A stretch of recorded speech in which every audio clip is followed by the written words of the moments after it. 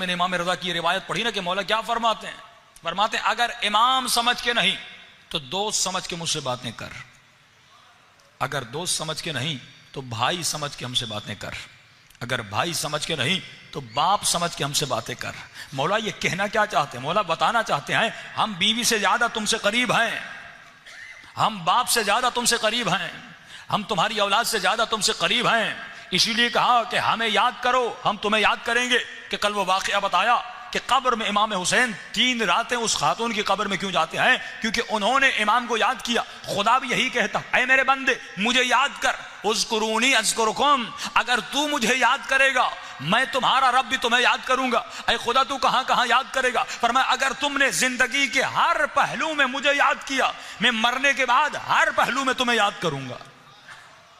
लेकिन अगर तुमने औलाद की खातिर मुझे बुला दिया, बीवी की खातिर मुझे बुला दिया, बच्चों की खातिर मुझे बुला दिया, उनकी पढ़ाई के पैसे चाहिए थे, हराम माल के पीछे चले गए और अपने रब को भुला दिया, अपने आका को भुला दिया, तो मौला फरमाते यौम यफिर्रुल मरउ अन अखी, क़यामत का दिन वो दिन होगा कि जब बेटी बाप से भागेगी, बाप बेटी से भागेगा, शोहर बीवी से भागेगा, बीवी शोहर से भागेगी। का मौला क्यों भागेगी? इमाम फरमाते 2 वजूहात हैं। एक वजह ये क्योंकि उसकी अपनी नेकियां कम होंगी, कहीं कोई मुझसे नेकियों का सवाल न कर ले, कहीं मुझसे कुछ मांग न ले, शायद मैं जवाब न दे पाऊं। दूसरी वजह मौला फरमाते क़यामत का दिन वो दिन है कि यौमा तुबला सराइर, कि वहां पर जितने छुपे हुए राज हैं वो जाहिर हो जाएंगे, गुनाहों की तिजोरियां खुल जाएंगी, छुपे हुए राज जाहिर हो जाएंगे। जब राज जाहिर हो जाएंगे इस बंदे गुनहगार की शक्ल बदल जाएगी, इसकी सूरत बदल जाएगी। ये नहीं चाहेगा इसका शोहर इसे देखे, ये नहीं चाहेगी इसका भाई इसे देखे, ये नहीं चाहेगा इसका बेटा इसे देखे। मौला फरमाते हैं उस दिन एक चीज तुझे काम आएगी। मौला वो कौन सी चीज है? फरमाया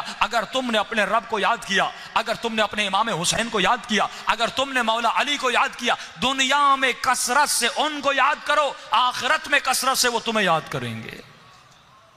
लेकिन अगर उनको याद न किया, का मौला कैसे याद करें? फरमाया हर लम्हे में हमें याद करते रहो, तुम्हारी जबान पर हमेशा जिक्र परवरदिगार आलम हो। कल मैंने इशारा दिया था, एक दफा खुदा कहता है मेरा जिक्र करो, मैं तुम्हारा जिक्र करूंगा।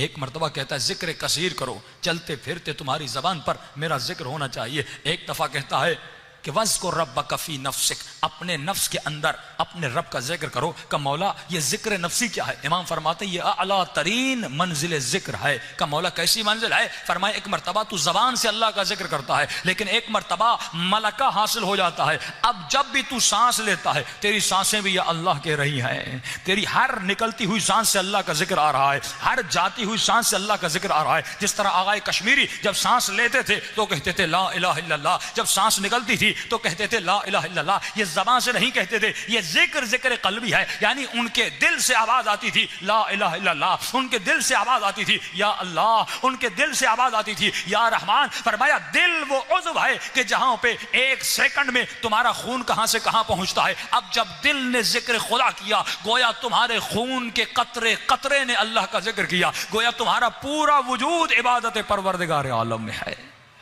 यानी अब आप गाड़ी चला रहे हैं जिक्र खुदा कर रहे हैं, मजलिस में भी बैठे अपनी जबानों पे जिक्र परवरदिगार आलम जारी रखें, सुभान अल्लाह कहें या सलवात पढ़ें या अल्लाह कहें या रब कहें। यानी हमेशा खुद को आदत दीजिए कि जबानों पर जिक्र परवरदिगार आलम हो। फरमाया जो जबान हमेशा जिक्र खुदा में मशगूल रहती है, फरमाया उस जबान पे कभी अज़ाब परवरदिगार आलम नाजिल नहीं हो सकता। वो जितने उलमा जिनकी 1000 सालों के बाद कब्रें खोदी गईं और जिनके अजसाम सही सालिम निकले, ये वो शाम थे कि जिनके खून के कतरे कतरे ने परवरदिगार आलम का जिक्र किया था।